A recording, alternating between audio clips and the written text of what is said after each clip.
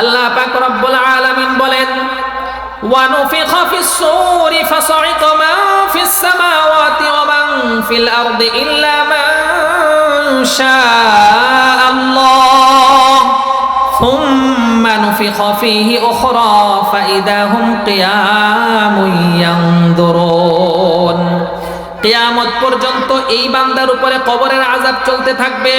যেদিন কিয়ামত সংঘটিত হবে সেই দিন দুনিয়ার সব কিছু লণ্ডভণ্ড হয়ে যাবে।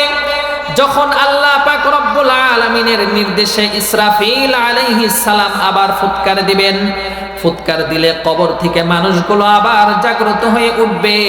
উঠে সকলেই শুধু তাকিয়ে থাকবে, কিছুই বুঝতে পারবে না। সেই দিনের বিভীষিকাময় পরিস্থিতি এতটাই ভয়ঙ্কর হবে। আল্লাহ পাক রব্বুল আলামিন কোরআনুল কারীমের মধ্যে বলেন, ইন্না জালজালাতাস সাআতি শাইউন আযীম। কিয়ামতের জালজালা, কিয়ামতের প্রকম্প এতটাই ভয়ানক হবে। ইয়াউমা তারাউনাহা তাযহালু কুল্লু মুরদিআতিন আম্মা আরদাআত ওয়া তাদউ কুল্লু যাতি হামলিন হামলাহা ওয়া তারান নাসা সুকারা ওয়া মা হুম বিসুকারা ওয়ালাকিন্না আযাবাল্লাহি শাদীদ। সেই দিনের প্রকম্প, সেই দিনের ভূমিকম্প এতটাই ভয়ানক হবে, কোন মায়ের গর্ভে যদি তার গর্ভের সন্তান থাকে তাহলে ওই প্রকম্পের কারণে তার গর্ভপাত ঘটে যাবে। কোন মা যদি তার সন্তানকে কোলে নিয়ে দুধ পান করাতে থাকে তাহলে কিয়ামতের প্রকম্প, কিয়ামতের কম্পনের কারণে ওই দুগ্ধ পোষ্য শিশুকে পর্যন্ত তার মা ভুলে যাবে।